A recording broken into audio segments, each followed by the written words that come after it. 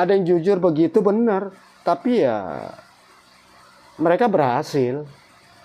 Nanti dalil ya pengorbanan dong dari pasien.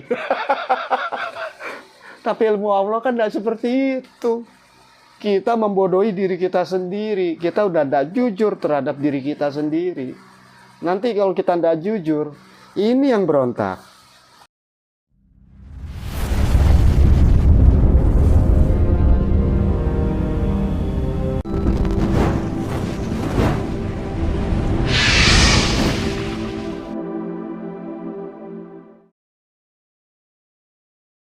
Berarti intinya roh itu kekal. Bisa musnah. Wujud mati. Ruh karena dia kumparan cahaya ya musnah lah, sirna. Jatuhnya itu. Memangnya dunia gaib tidak dunia kerajaan, dunia pertempuran. Itu yang tidak diketahui. Sampai detik sekarang, mereka dunia kerajaan, alam gaib. Jadi ya penuh dengan dilema ya. Kalau mau melihat cerita masa lalu kerajaan manusia penuh dengan sama saja. Dunia ruh seperti itu kekuasaan. Siapa yang sakti, siapa yang hebat, dialah jadi penguasa. Jatuhnya kan ke situ. Nah, orang zaman dulu kan nyari kesaktian. Oh gitu ya. Kalau orang zaman sekarang kan kesaktiannya ada di duit. Iya, betul. Tuhannya sudah ada di duit. Iya, Gara-gara duit kita bisa menghalalkan segala macam cara kok. fakta. Faktanya. Ini Bopo, kalau kita itu sudah tersambung dengan nenek moyang kita sendiri lah, leluhur kita sendiri, ya toh. Betul. Beliau biasanya kan mengarahkan ke kita kalau kita sudah tersambung. Betul. Untuk yang mereka yang sudah tersambung di antara teman-teman saya itu kadang-kadang merasa capek diarah-arahkan, ya toh. Itu menurut Bopo kalau kita diarahkan oleh nenek-nenek atau kakek-kakek kita, leluhur kita itu mesti dituruti atau tidak, Bopo? Ya kalau pengalaman aku sendiri, leluhurku, dia akan wujud di saat aku mau berbuat salah. Dia cuma pakai kayak bahasa kiasan, kayak bahasa Quran. Itu tok siloka. Nggak mendetail kayak kita beginian, lah. Bahasa gaib itu bahasa mengandung makna siloka. Kalau kita buat salah, yang salah katakan salah, yang benar katakan benar. Ya misalnya ini cucu-cucunya yang masih ada di dunia ini kan ingin sukses gitu loh. Nah biasanya kan ada yang saya oleh leluhur saya diarahkan seperti ini. Nah itu menurut Bapak gimana itu? Ya tersesat lah, ujung-ujungnya duniawi. Kita pasti yakin akan tersesat. Gitu ya. Kalau menuju ridhonya Gusti Allah, tidak begitu jalannya. Kayak model aku, ingin kaya ya gampang toh. Sesatkan ilmu, selesai urusan. Tapi aku tetap memegang prinsip ya alam semesta, tetap mengayomi. Kadang-kadang suka keterlaluan sih. Tapi kita anggap itu ujian. Sampai di mana kita pengabdiannya.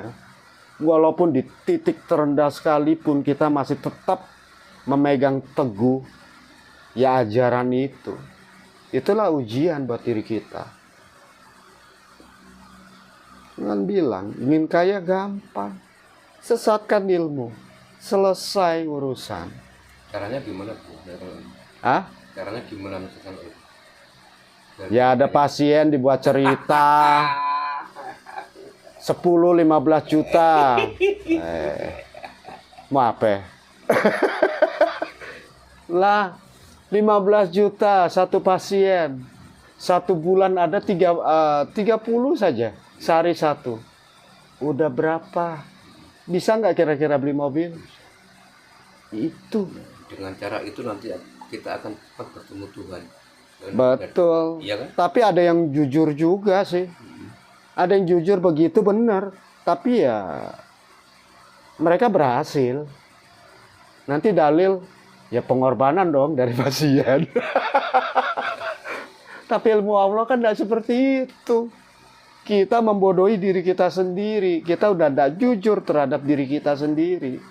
Nanti kalau kita tidak jujur, ini yang berontak. Selalu ini yang nggak bisa dikadalin.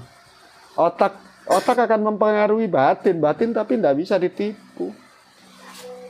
Mereka mengikuti, tapi lambat laun ini yang berontak, menjerit. Sekalipun kita punya apa-apa, tapi hidup kita hampa. Emang enak kayak begitu. Dengan hidup begini kita masih bisa cipika-cipiki sama anak istri.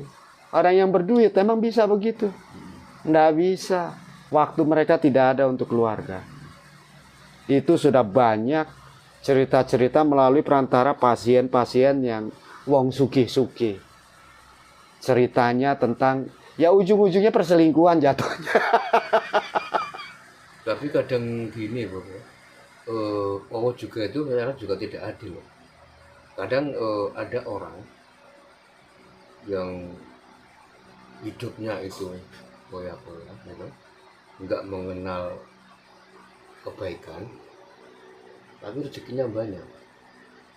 Ada orang yang hari-hari itu baik, ibadahnya rutin, ahli berdoa, tapi hidupnya juga biasa-biasa aja. Kadang ekonomi malah kurang. Lah itu bagaimana Bu? Ikhtiarnya mungkin Allah selalu adil. Allah memberi kebebasan. Kitanya aja tidak memahami. Allah selalu memberi pilihan, tidak memaksakan aturan. Kenapa justru orang yang tidak pernah dekat dengan Allah malah rezekinya berlimpah? Ya pertanyaannya, rezekinya berlimpah halal atau tidak? Ya jelas halal. Halal dari mana taunya? Ayo. Sekali Bapak. Halal. Beda. Halal. Soalnya Kita tidak bisa itu memponis. murni dari tani kan, tahu garapannya luas. Tapi tidak pernah sholat, gitu. Iya. Nah itu berarti kan halal dia. Halal ya. Kalau menurut saya. Terkadang apa yang kita lihat belum tentu sama apa yang dirasa. Yang bisa merasakan bisa tahu ya keluarganya. Kita tidak bisa memponis sebelum kita dekati keluarganya. Ingin tahu kehidupannya. Dari situlah kita tahu. Makanya kalau kita mengenal lebih dekat, kita akan mengetahui.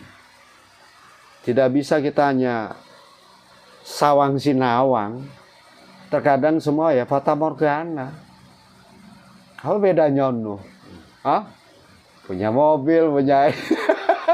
Ini terkait dengan halal Bu. Iya. Halal itu apa sih kalau menurut Bu sendiri?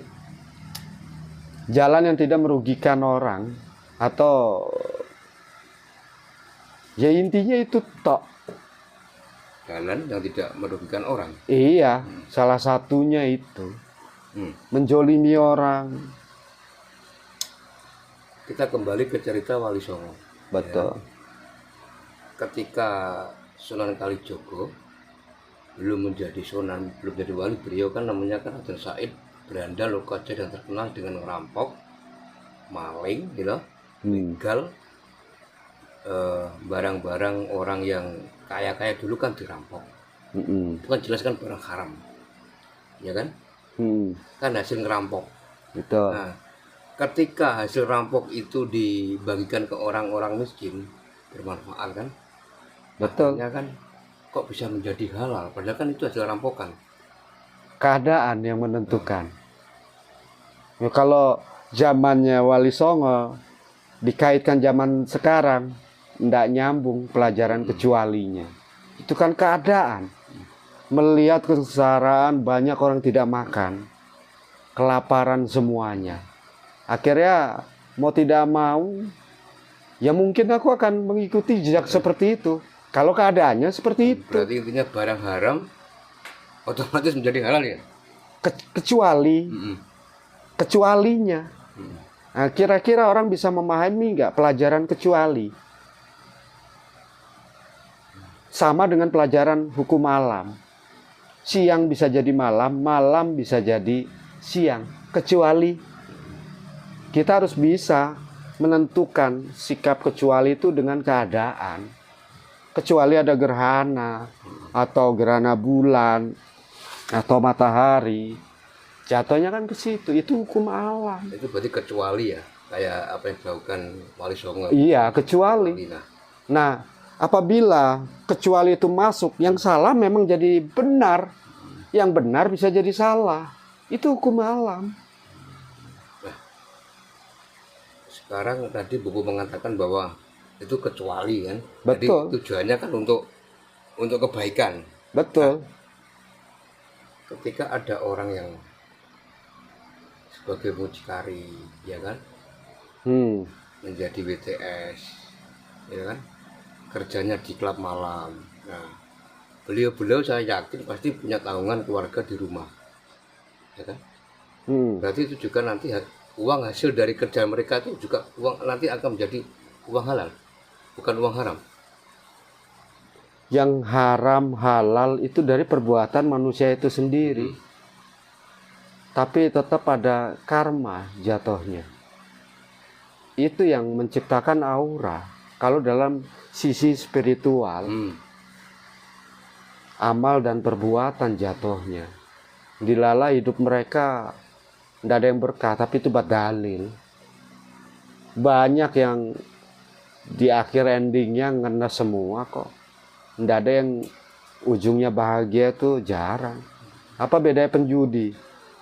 Nggak ada kok yang kaya raya. Ujung-ujungnya ya mengenaskan, jatuhnya itu. Banyak yang kita lihat, saksikan ya seperti itu. Ya itu namanya manusia salah jalan. Ada tambahan? Yes. Oke Bapak, terima kasih.